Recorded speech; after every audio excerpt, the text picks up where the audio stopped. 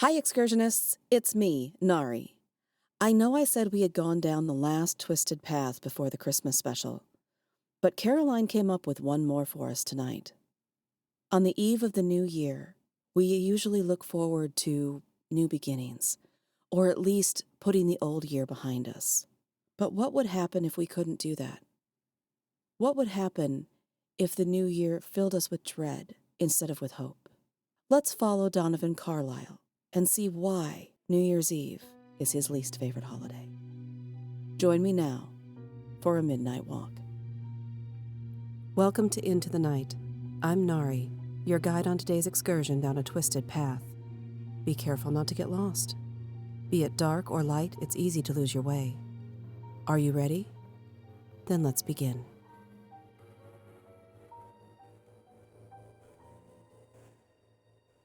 A midnight walk.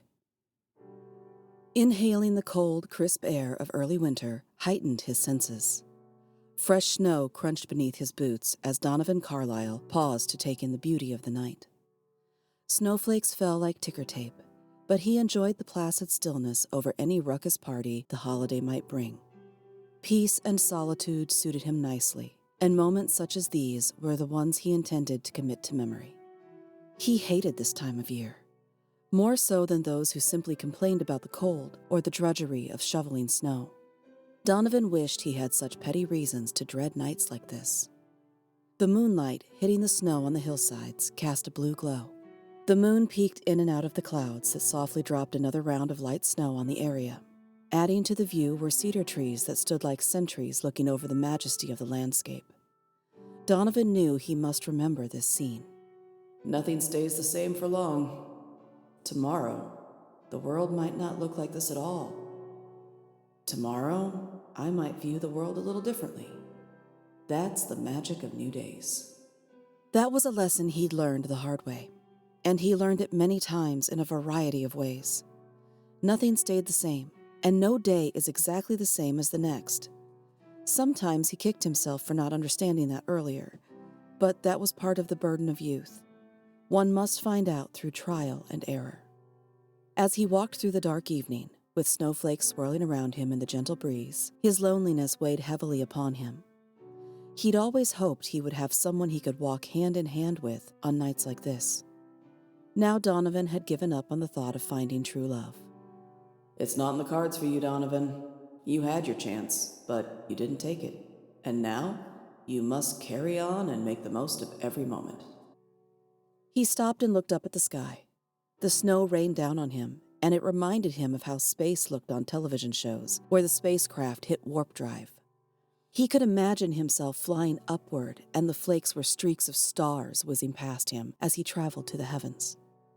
He continued plodding through the snow, taking occasional breaks to view the beauty of the night. This was a special night, and he wanted to remember the majesty of the world. Someday, he might need a memory like this to give him hope that goodness was just around the corner. Donovan shook his head. Remember or not, this night would change him, but he did his best to only dwell on the present. Live in the moment. He looked at the time. Yes, it was becoming late, and he still had a long walk ahead of him. The blue of the snow, however, reminded him of the night when he'd held hands with the woman he loved, Lila Reddington, and they'd watched the moon dip in and out of the clouds. He loved her so. He still loved her so. That night, he gathered the courage to tell her how he felt. He'd never forget the look on her face. Donovan's cheeks turned a deep shade of pink as a sense of embarrassment washed over him, even after all of these years. Oh, Donovan, you can't be serious. There's no way I can return your love. Even if I felt the same way toward you, I could never marry anyone who couldn't give me a future. I see no future with you. You can't hold down a job, and you have bouts of depression that cripple you for weeks. I can't live like that. I won't live like that. I want stability, and each time I start to believe that I can count on you, you crumble before me like ashes. Maybe she was right. Perhaps I was selfish for expecting her to feel the same, or to risk her opportunities for someone like me. She deserved better. He tired, and the weight of his snow boots became cumbersome. In spots where the snow was deep, he'd sunk in to his knees, and snow had slipped inside his boots from the top. His feet were wet and cold, and he wondered how long it took for frostbite to take hold. He winced. He'd seen photos of people whose fingers and toes had frozen, black and fragile. The appendages served no useful purpose now, and the injured people had to face a life of deformity. No, I can't think about that. My feet have become so cold, though, that I can't feel anything except a tingling ache. Everything will be different soon. This will be no more than a memory, and I can't concentrate on the discomfort. I wish I could close my eyes and wake up in my bed, but I know this isn't a dream. It's all real. Few animals were about at this time of night. He heard the hooting of an owl, and he saw a fox scamper through a pasture in search of whatever he could find to eat on a night like this. In the stillness of the night, he heard every sound, but little stirred at this hour. As he walked, his mind crept back to regrets that he'd held. He realized that he had not used his time wisely, and he pledged to do better. He didn't want to make the same mistakes over and over. Regret was a terrible burden to carry, and the thought of remaining stuck in old habits frightened him. The woods beside him crashed as he stumbled upon 2 deer that had bedded down for the night at the edge of the tree line. The sudden noise caused Donovan to jump, and then he laughed at himself for being so on edge.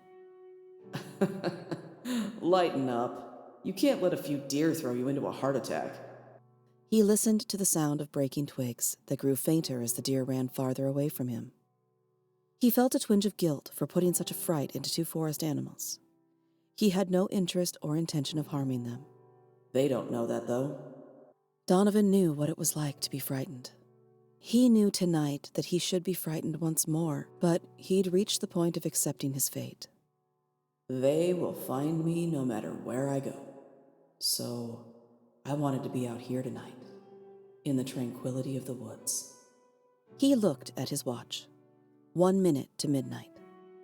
He heard no sound, but he looked upward and saw a bright light shining through the clouds.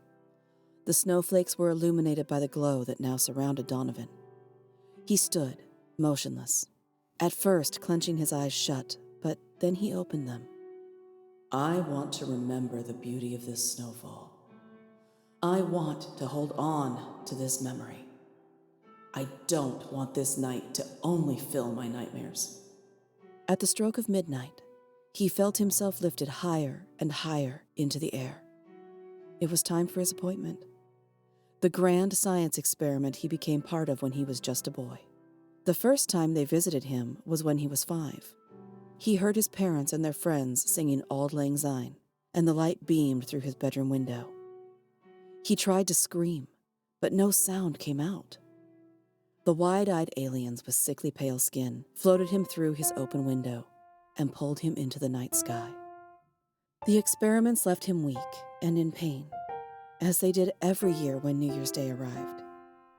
For 34 years, he endured the abductions and experiments, and he knew what awaited him as the light pulled him towards the craft.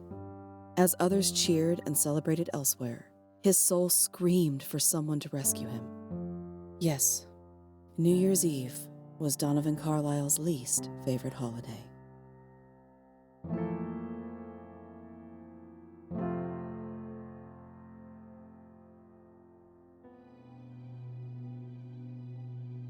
Thank you for joining me for this episode of the Into the Night Anthology podcast. Written by Caroline Giamanco, narrated by Nari. Theme music by Nico Rodriguez. All other original music, sound design, and editing by Omen Hawk Studios. You can find our links in the show notes. Into the Night is on your favorite podcatcher, so make sure to like, subscribe, and leave a 5-star review to help other excursionists to join us. I'll see you next time. And remember, whether in the shadows or in the daylight, all twisted paths lead you into the night. Into the Night Anthology is a Creative Typo Entertainment production.